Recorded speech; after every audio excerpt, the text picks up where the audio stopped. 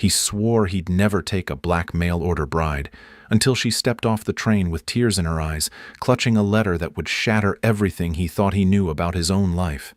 The townspeople of Copper Ridge whispered that the bitter rancher would die alone on his failing ranch, another hermit consumed by grief and debt. They assumed his isolation meant weakness, his silence meant defeat. But when the educated woman from back east arrives with correspondence bearing his name, correspondence he never wrote, their worlds collide in ways neither expected. She possesses knowledge that could save his land, while he offers the belonging she's spent her life seeking. Yet someone in town orchestrates events from the shadows, and the railroad surveys appearing near his property aren't coincidental. Both their futures hang on a deception neither created, and powerful men will do anything to claim what lies beneath their feet. Will two outcasts discover who's pulling the strings before they lose everything that matters? Before we continue, comment where you are tuning in from. Perhaps we will publish a story there. The weathered rancher stood at the edge of Copper Ridge's dusty train station, watching passengers spill onto the platform like scattered coins. Ethan Cole never came to town unless he absolutely had to. Today, he needed supplies and nothing more. The whispers started the moment his boots hit the wooden planks. They always did. There's that hermit from Broken Arrow Ranch. Lost his whole family to the fever. Been alone ever since. Shame how a man can just give up on living. Ethan pulled his hat lower and ignored them. 3 years of this treatment had taught him that silence cut deeper than any response he could offer. The townspeople had already written his story. Bitter widower, failed rancher, man destined to die alone with only his debts for company. Sheriff Harlan Briggs approached from across the platform. The old lawman was the closest thing Ethan had to a friend, though even that friendship felt strained by years of isolation. "Ethan, good to see you in town. Need supplies?" Harlan studied him with weathered eyes. "You look thinner every time I see you. When's the last time you had a proper meal?" Ethan didn't answer. The sheriff meant well, but pity felt worse than scorn. The train whistle pierced the desert air. Black smoke billowed as the afternoon express rolled to a stop. Passengers began stepping down. Families reunited with embraces. Businessmen straightened their jackets and headed toward the hotel. Cowhands spat tobacco juice and looked for the nearest saloon. Then she appeared. The woman stepped carefully onto the platform, her dress a deep blue that seemed too fine for this dusty corner of nowhere. She clutched a single leather suitcase in one hand and a worn envelope in the other. Her dark skin gleamed with perspiration from the long journey, but she held herself with a dignity that made the other passengers seem crude by comparison. She scanned the crowd with hopeful eyes. Those eyes found no recognition anywhere. Ethan watched from his position by the water barrel. Something about her stillness in the midst of all that movement caught his attention. She wasn't just waiting, she was searching. Station Master Jenkins waddled over to her, his belly straining against his vest buttons. "You looking for someone, miss?" "Yes, sir. I'm expecting to meet someone. A Mr. E. Cole?" Ethan's blood turned to ice water. "E. Cole?" Jenkins scratched his balding head. "You mean Ethan Cole? The rancher?" The woman's face brightened. "Yes. We've been corresponding about—" Her voice trailed off as she noticed the expression on Jenkins' face. The station master looked around the platform until his gaze landed on Ethan. "That's him over there, the tall one by the water barrel." Every eye on the platform turned toward Ethan. He felt exposed, like a rabbit caught in an open field. The woman looked at him with expectation that slowly transformed into uncertainty. Ethan had never seen her before in his life. She walked toward him with measured steps, her heels clicking against the wooden planks. The crowd parted around her, whispers following in her wake. "Mr. Cole?" Her voice carried education and refinement that seemed impossible in this rough place. Ethan noticed her hands trembling slightly as she held the envelope. "I'm Eliza Washington, from St. Louis." The name meant nothing to him. The envelope in her hands might as well have been written in a foreign language. "We've been corresponding for months about the arrangement." Ethan's throat felt like sandpaper. What arrangement? The hope in her eyes flickered. She opened the envelope and pulled out several sheets of paper covered in neat handwriting. The letters you sent, about marriage, about starting a new life together. Ethan stared at the papers. The signature at the bottom read E. Cole in flowing script, but the handwriting wasn't his. His own writing looked like chicken scratches compared to this elegant penmanship. I never wrote these. The words came out harsher than he intended. Eliza flinched as if he'd struck her. The crowd pressed closer, sensing drama unfolding. Councilman Jeremiah Stone pushed through the gathering onlookers. His expensive suit and gold watch chain marked him as the most important man in Copper Ridge. What seems to be the problem here? Stone's eyes moved from Ethan to Eliza with obvious distaste. His expression suggested he'd found something unpleasant on the bottom of his shoe. This woman claims she has correspondence with Cole about some arrangement. Stone examined the letters with theatrical interest. These appeared to be legitimate documents, signed and dated. His voice carried across the platform. Though I must say, this seems like a rather unusual situation for our community. The crowd murmured, "Agreement." Ethan could feel their judgment settling over him like a heavy blanket. Eliza stood frozen in the center of attention, her dignity intact but her composure cracking. A single tear rolled down her cheek. I sold everything I owned to come here. I have nowhere else to go. The platform fell silent except for the distant sound of cattle lowing in the stockyards. Ethan looked at this woman who had traveled hundreds of miles based on letters he'd never written. Someone had used his name. Someone had made promises he'd never made. But she was here now, alone and vulnerable in a place that clearly didn't welcome her. His moral code, the same code his father had beaten into him with words and example, wouldn't let him walk away from someone in need, even if that someone represented everything he'd tried to avoid. You can stay at my ranch tonight, until we figure this out. The crowd erupted in surprised chatter. Stone's face darkened with disapproval. Sheriff Briggs nodded with something that might have been approval. Eliza looked up at him with gratitude that made his chest tight. Thank you. Ethan loaded her suitcase into his wagon without another word. As they drove away from the station, he could feel the weight of every stare burning into his back. The wagon wheels creaked across the dusty trail toward Broken Arrow Ranch. Eliza sat beside Ethan in silence, her hands folded over the mysterious letters. The evening sun painted the desert in shades of gold and crimson. Ethan's ranch house appeared on the horizon like a weathered monument to loneliness. Peeling paint hung from the siding in strips. Weeds choked the front porch. Fence posts leaned at odd angles, held upright more by habit than strength. It ain't much, Ethan said. Eliza studied the property with calculating eyes. It has good bones. Inside, dust motes danced in the fading light. The parlor held a single chair and a table stacked with unopened mail. Ethan gestured toward a bedroom door. You can have my room. I'll sleep in the barn. That's not necessary. It is. Eliza set her suitcase down and pulled out the letters again.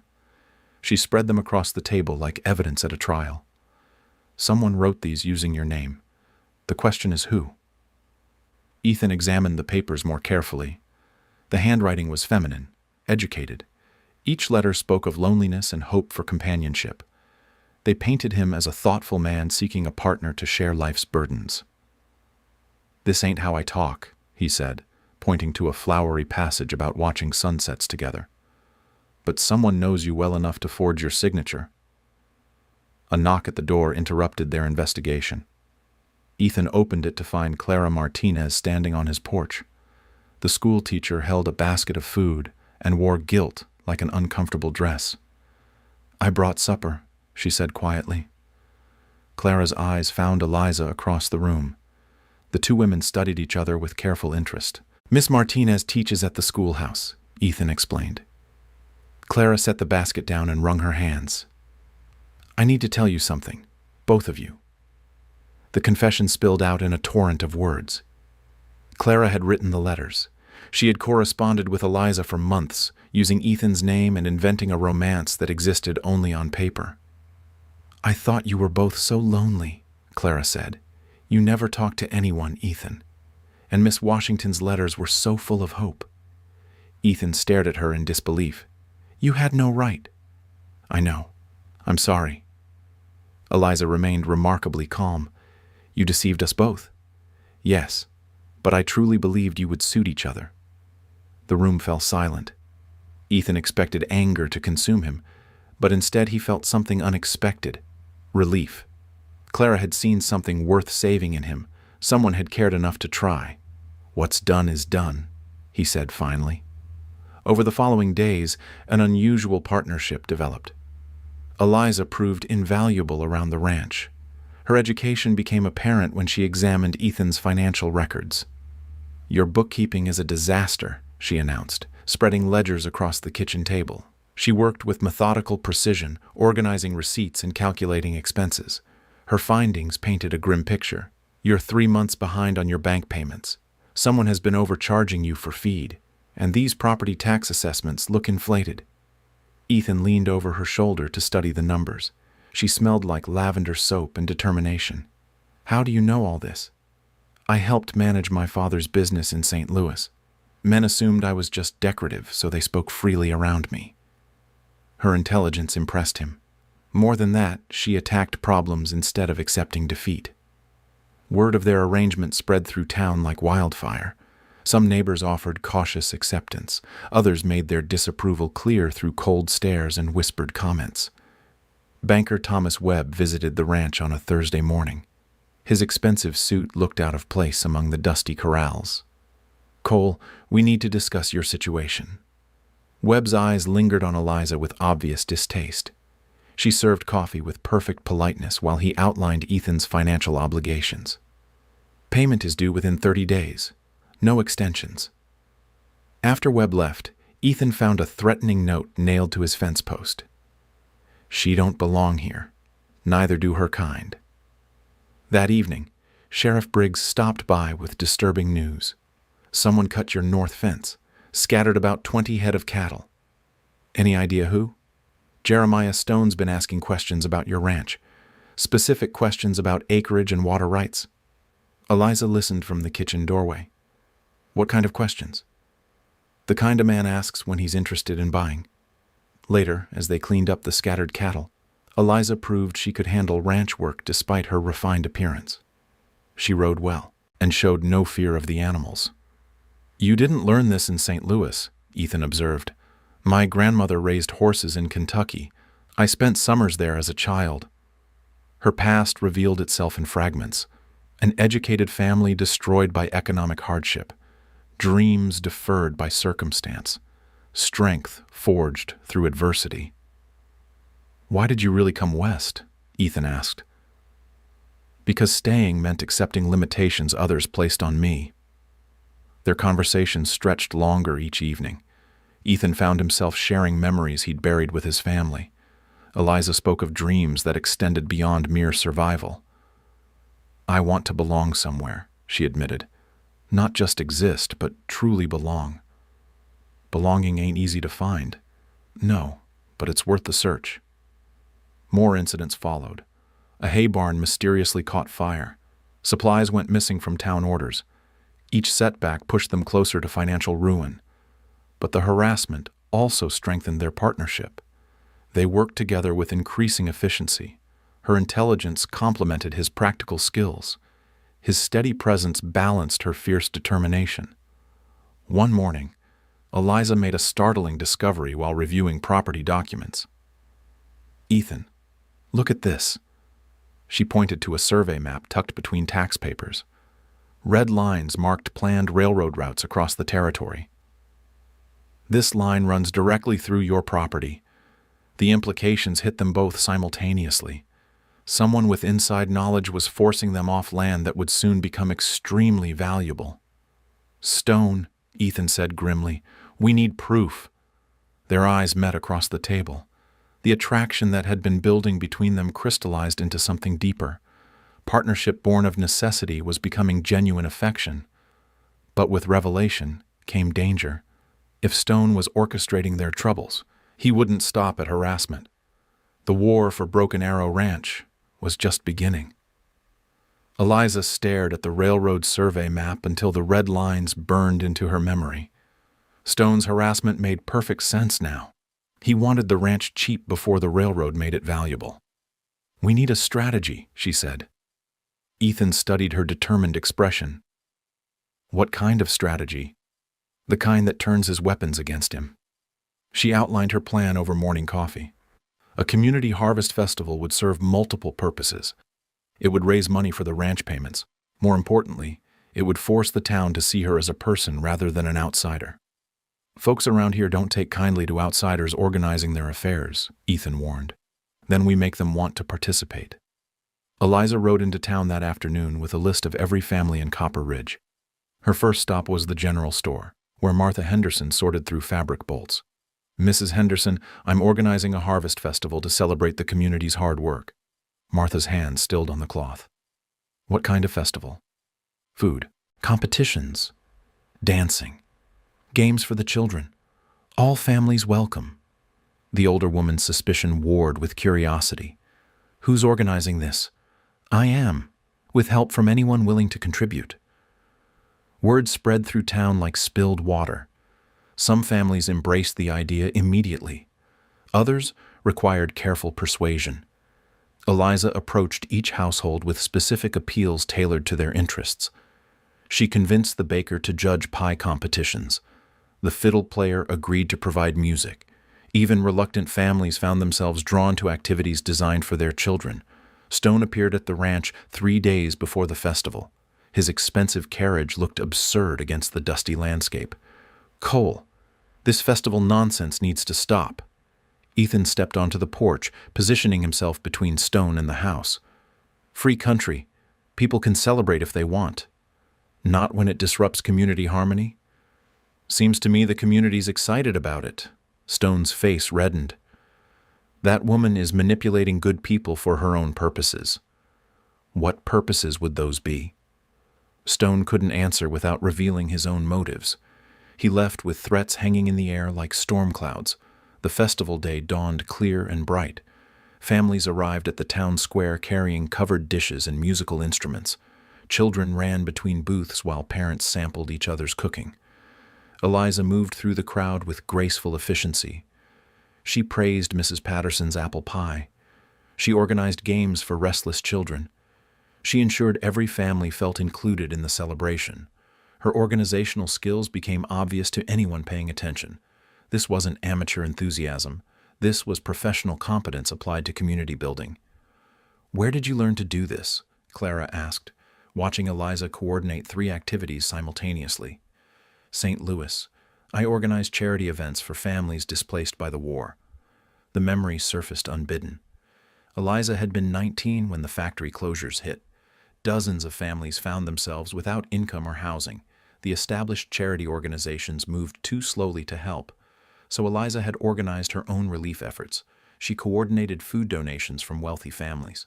She found temporary housing in church basements. She created work opportunities for displaced fathers. The experience had taught her to read people quickly and appeal to their better instincts, skills that served her well in Copper Ridge. By afternoon, the festival had achieved everything she'd hoped. Families who rarely spoke were sharing meals. Children from different social classes played together. The community was remembering what it could accomplish united. Most importantly, people were seeing Eliza as an asset rather than a threat. "This is the best harvest celebration we've had in years," Sheriff Briggs announced to the crowd. Applause filled the square. Eliza felt the warmth of acceptance she'd traveled so far to find. But Stone wasn't finished. He arrived during the evening dance with 3 men Ethan didn't recognize. Their gun belts and hard eyes marked them as hired trouble. "This gathering is illegal," Stone declared loudly. No permits were obtained for public assembly. The music stopped. Families clustered together uncertainly. Eliza stepped forward with calm authority. "Mr. Stone, this is a private celebration on public land. No permits required." "Private? This looks like commercial activity to me." "No money has changed hands. These are neighbors sharing food and fellowship. Stone's hired men positioned themselves strategically around the square. The threat was subtle, but unmistakable. Then Ethan surprised everyone. The man who barely spoke in town walked to the center of the square. His voice carried to every corner. This woman organized something beautiful for our community. She asked for nothing in return except the chance to belong here. He looked directly at Stone. Anyone who opposes that kind of generosity needs to examine their own heart. The crowd murmured agreement. Stone found himself isolated, his hired guns suddenly seeming like overkill against women and children. "This isn't over, Cole." "No, I don't reckon it is." After Stone left, the celebration continued with renewed energy. But the confrontation had crystallized something important. The battle lines were drawn. Later, as families packed up their belongings, several approached Eliza directly. "Thank you for bringing us together like this. Haven't seen the community this happy in years. You've got our support, whatever comes next." Back at the ranch, Eliza and Ethan counted the donations collected for ranch expenses. The amount wouldn't solve their financial problems, but it would buy them time. More valuable was the political capital they'd earned. Stone had overplayed his hand by bringing guns to a family gathering. People who might have stayed neutral were now choosing sides.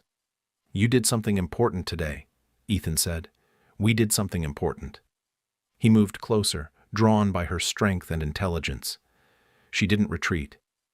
"Eliza, I need to tell you something." "I know." Their first kiss happened naturally, without drama or declaration. It felt like the inevitable conclusion to weeks of growing connection. But even as they discovered love, danger gathered on the horizon. Stone's public humiliation would demand retaliation. The railroad deal was moving forward. Time was running out. The festival had won them allies, but the real fight was just beginning. The morning after the festival brought unwelcome visitors. Banker Webb arrived with two men in dark suits who examined the ranch like undertakers measuring a corpse. "These gentlemen represent interested investors," Webb announced. The investors walked the property boundaries, taking notes and measurements. They showed particular interest in the creek running through Ethan's land. "Water rights are valuable in this territory," one remarked loudly enough for Ethan to hear. After they left, Eliza found Ethan staring at the creek. His jaw was set in the stubborn line she'd learned to recognize. "They're circling like vultures. Let them circle. We're not dead yet." That evening, Eliza spread her research across the kitchen table. Town records, property deeds, and newspaper clippings formed a complex puzzle. She worked by lamplight, connecting pieces that others had overlooked. The pattern emerged slowly. Stone had been acquiring properties along the proposed railroad route for months, always through intermediaries, always at below-market prices, always after the owners faced mysterious financial difficulties. "Look at this," she said, showing Ethan a deed transfer. "The Morrison Ranch sold for half its value last spring, right after their barn burned down. Coincidence? 3 coincidences. The Patterson place went cheap after their cattle got sick. The Williams family sold after their well went dry." Ethan studied the documents with growing anger. He's been planning this for months. Longer. Some of these property transfers go back 2 years. The scope of Stone's conspiracy became clear. He had systematically weakened his neighbors, then swooped in with rescue offers at bargain prices. Now he was applying the same strategy to Broken Arrow Ranch, but Eliza had uncovered something Stone didn't know she'd found. Railroad correspondence hidden in town hall files revealed the exact timeline. Construction would begin within 6 months. Property values would triple overnight. "We need to warn the others," she said. "Others?" "The families still in his path. The ones who don't know their targets." They started with the Henderson family. Martha's husband, Frank, listened skeptically as Eliza outlined Stone's pattern. "That's a serious accusation," Frank said. "Look at the evidence." She showed him the property transfers, the suspicious timing, the railroad maps. Frank's skepticism transformed into fury as the truth sank in. "That snake has been planning to steal our land." Word spread through the ranching community like wildfire. Families who had viewed each other as competitors suddenly recognized their shared vulnerability. Stone had counted on their isolation to prevent them from comparing experiences. Sheriff Briggs arrived at the ranch the next morning with disturbing news. Someone broke into the town hall last night, made a mess of the record room. Eliza's research materials had been stored there for safekeeping. Now they were scattered and partially destroyed. Anything missing? Hard to tell, but whoever did it knew exactly where to look. The message was clear. Stone knew about their investigation and was willing to destroy evidence to protect his scheme. That afternoon brought another escalation. Ethan found his prize bull dead in the north pasture. No obvious cause, no signs of struggle, just a valuable animal mysteriously deceased. Poison, Sheriff Briggs confirmed after examining the carcass. The harassment was becoming more sophisticated and more dangerous. Stone was escalating toward methods that could harm people as easily as livestock. That evening, Eliza made a proposal that surprised Ethan. "Marry me." "What?"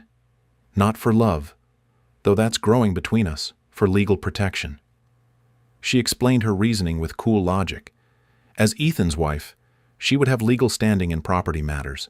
More importantly, their combined resources and skills made them stronger than either could be alone. "This isn't how proposals usually work," Ethan said. "Nothing about our situation is usual." He studied her face in the lamplight. Determination and vulnerability warred in her expression. She was proposing a partnership that served practical purposes, but her feelings were clearly deeper than strategy. "Yes." The simple word carried more weight than flowery speeches. They were committing to face whatever came together. But Stone wasn't waiting for wedding announcements. The next morning brought his most direct challenge yet. He arrived with papers bearing official seals and legal language. "Eminent domain proceedings," he announced. "The territory is claiming your property for railroad development." Ethan examined the documents. "This says the railroad needs the entire ranch. Infrastructure requires significant land allocation." Eliza appeared beside Ethan, her presence steady and calming. "These papers are dated wrong," she observed. "The railroad survey isn't complete. No route has been officially approved." Stone's confidence flickered. "The survey is a formality." "Then so are these papers." She pointed to specific legal language that invalidated the documents. Her knowledge of business law became apparent as she dismantled Stone's legal threats, piece by piece. "You can't claim land for a railroad that doesn't legally exist yet." Stone's mask of civility finally slipped. "You think you're clever, girl, but you're still an outsider in a place that doesn't want you." "She's my wife," Ethan said quietly. The lie became truth in that moment. Whatever legal ceremony might follow, they had committed to each other in the way that mattered most. Stone's face darkened with rage. "This community won't stand for this kind of contamination. This community voted with their presence at the Harvest Festival. We'll see about that." After Stone left, Eliza and Ethan stood together on the porch. The sunset painted the desert in brilliant colors, but storm clouds gathered on the horizon. "He's going to escalate," she said. "Let him. We're ready." But neither of them fully understood how far Stone was willing to go. The gloves were coming off. The real battle for Broken Arrow Ranch was about to begin. The next phase would test everything they'd built together. Stone's retaliation came swiftly. The morning after his confrontation at the ranch, Sheriff Briggs found dead fish floating in the town's water supply. Someone had dumped poison upstream during the night. "Whole towns without clean water," Briggs reported. "Going to take days to clear the system." Emergency town meeting was called for that evening. Stone wasted no time connecting the crisis to recent events. "This contamination started right after certain troublemakers began stirring up our peaceful community," he announced to the packed meeting hall. His meaning was clear without being explicit. Blame was falling on Ethan and Eliza. But Eliza had prepared for this moment. She stood calmly and addressed the crowd. "Mr. Stone, you seem remarkably well informed about the source of this contamination, almost as if you knew it was coming." Stone's face reddened. I'm trying to protect this community from outside agitators. By poisoning our water supply? The accusation hung in the air like smoke. Stone realized too late that he'd walked into a trap. That's a ridiculous suggestion. Eliza pulled out a document from her research. This is a purchase order from your hardware store, dated 3 days ago, for industrial chemicals commonly used to contaminate water systems. The crowd murmured with growing suspicion. Stone's preparation was becoming evidence against him. I run a legitimate business. I sell supplies to ranchers and miners. To miners? There are no active mines in this territory. Frank Henderson stood up from the crowd. Unless you count the mining you've been doing in our property records. Other ranchers joined the confrontation. Martha Patterson described the mysterious cattle illness that had forced their sale. Jim Williams talked about his well suddenly going dry. Each story followed the same pattern of crisis, followed by Stone's generous rescue offers. You've been manufacturing these problems, Henderson accused. Stone tried to regain control. These people are trying to distract from their own suspicious activities. Why would a woman travel halfway across the country to marry a man she'd never met? Because someone in this town forged letters to arrange it, Eliza replied smoothly. Clara Martinez stood up from the back of the room. Her confession about the letters had already circulated through town, but now she provided crucial context. I wrote those letters because I could see Mr. Stone's real intentions. He's been asking questions about Ethan's property for months. Specific questions about water rights and railroad access. Railroad access? Sheriff Briggs stepped forward. What railroad? This was the moment Eliza had been building toward. She produced the survey maps that Stone thought he'd destroyed. The railroad survey that shows tracks running directly through the properties Mr. Stone has been acquiring. The maps spread across the table revealed the scope of Stone's conspiracy. Red lines connected every property he'd targeted. The proposed route would make him enormously wealthy while displacing dozens of families. Stone realized his position was collapsing. Those maps are confidential government documents. How did you obtain them? From the town hall files, public records that you tried to destroy 3 nights ago. Sheriff Briggs moved closer to Stone. You broke into the record room? I was protecting sensitive information. By destroying evidence of your own crimes? The crowd's mood shifted decisively. Stone's supporters melted away as the truth became undeniable. His carefully constructed image as community protector crumbled under the weight of evidence. But Stone had one final gambit. Even if these accusations were true, you have no legal authority to stop legitimate business activities. No, Sheriff Briggs said grimly. But I do have authority to arrest you for fraud, conspiracy, and destruction of public property. The sheriff's handcuffs clicked around Stone's wrists. The sound echoed through the silent meeting hall like a judge's gavel. This isn't over, Stone snarled as Briggs led him away. But it was over. His network of accomplices scattered. His financial schemes collapsed without his coordination.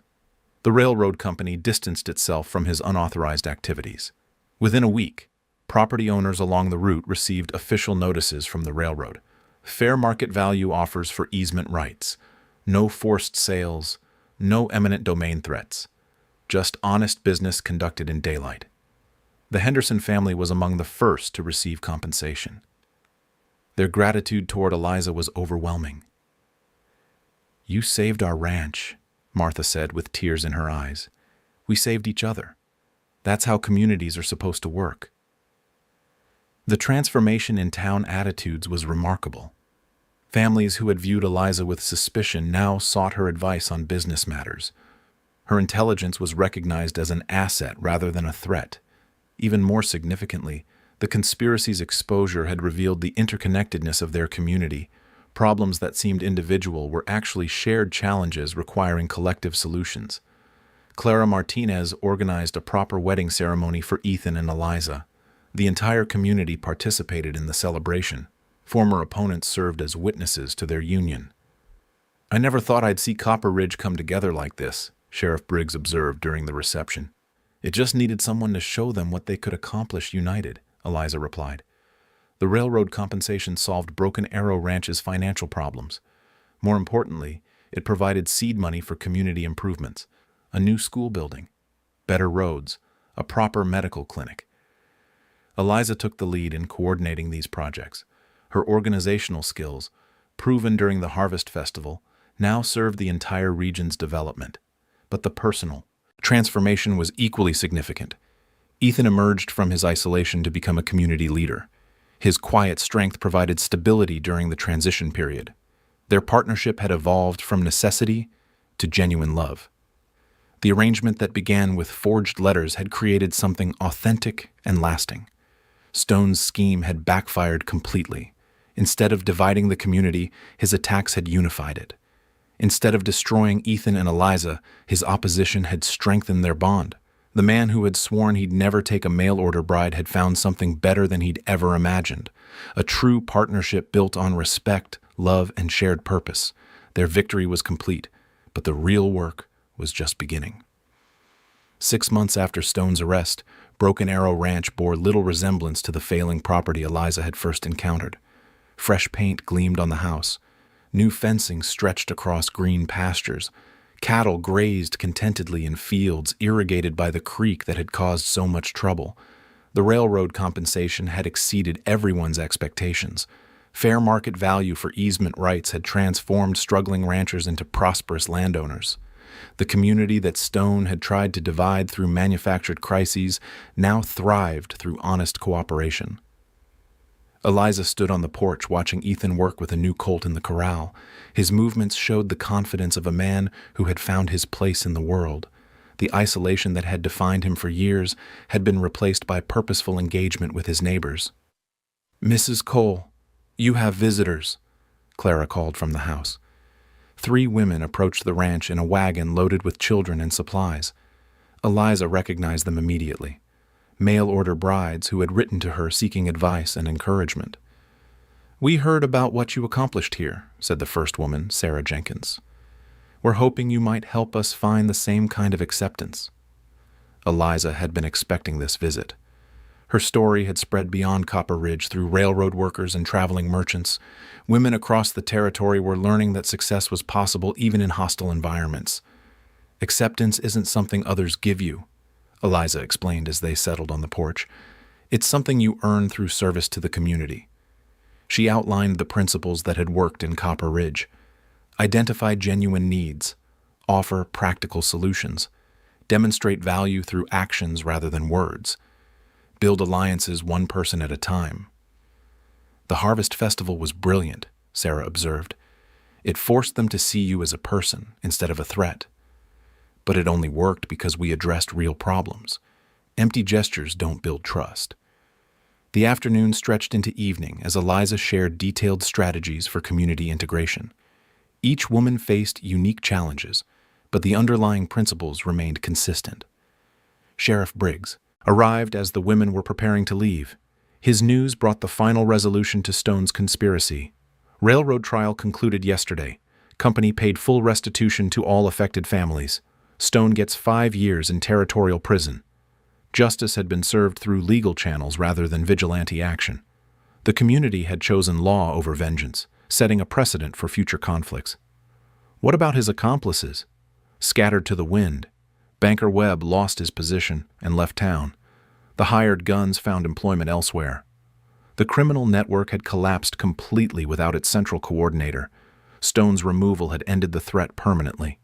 That evening, Ethan and Eliza walked through their property as the sun painted the desert in brilliant colors. The land that had nearly been stolen now represented security and prosperity. "You ever regret coming here?" Ethan asked. "Never, though I didn't expect the journey to be so complicated." "You mean getting shot at and threatened by powerful men?" "I mean falling in love with a stubborn rancher who thought he wanted to be alone." Their first year of marriage had tested every assumption about partnership. Eliza's business acumen complemented Ethan's practical skills perfectly. Her social intelligence balanced his straightforward honesty. Together they accomplished things neither could have managed alone. The community had recognized their value. Ethan served on the town council while Eliza coordinated regional development projects. Their influence extended far beyond Broken Arrow Ranch. "Clara wants us to stand as witnesses for her wedding next month," Ethan mentioned. Clara's romance with Sheriff Briggs had blossomed during the crisis. Two lonely people had found companionship through shared purpose, much like Ethan and Eliza themselves. "She deserves happiness. Her matchmaking may have been deceptive, but her intentions were genuine." Speaking of matchmaking, we received another letter today. Ethan pulled out correspondence from his pocket. A railroad engineer in the next territory was seeking a mail-order bride. He had heard about their success and hoped Eliza might recommend suitable candidates. "Word is spreading," she observed. "You thinking of going into the matchmaking business?" "Maybe. There are a lot of lonely people in this territory, and a lot of women seeking new opportunities." The idea had been forming in Eliza's mind for months. Her experience proved that carefully arranged marriages could succeed when both parties shared compatible goals and values. Summer brought a celebration that marked the community's complete transformation. The first annual Copper Ridge Unity Festival drew families from across 3 territories. What had begun as Eliza's desperate attempt to gain acceptance had evolved into a regional tradition. Ethan served as festival coordinator while Eliza organized the various competitions and activities. Their partnership had become the model for community cooperation. "Look at this," Clara marveled, watching children of different backgrounds playing together without tension. "This is what we were fighting for," Eliza replied, "a place where everyone belongs." The festival raised money for a new church and expanded school facilities. More importantly, it demonstrated what communities could accomplish when they focused on shared interests rather than artificial divisions. As autumn arrived, Eliza discovered she was carrying their first child. The news filled Ethan with joy and terror in equal measure. "What if I'm not ready to be a father?" "You weren't ready to be a husband either. That worked out fine." Their child would be born into a community that valued intelligence and character over superficial differences. The next generation would inherit the inclusive society they had fought to create. Years later, when historians wrote about the transformation of Copper Ridge, they would focus on economic factors and railroad development. But the real story was simpler and more profound. Two people who had sworn they would never need each other had discovered that love could overcome any obstacle. A man who had buried himself in isolation had learned to lead his community. A woman who had searched across a continent for belonging had created it through service and determination. The mail-order bride arrangement that began with deception had produced the most authentic partnership either had ever known. And on quiet evenings, when they sat together on their porch, watching the sunset paint the desert in brilliant colors, they marveled at the unexpected paths that had brought them home.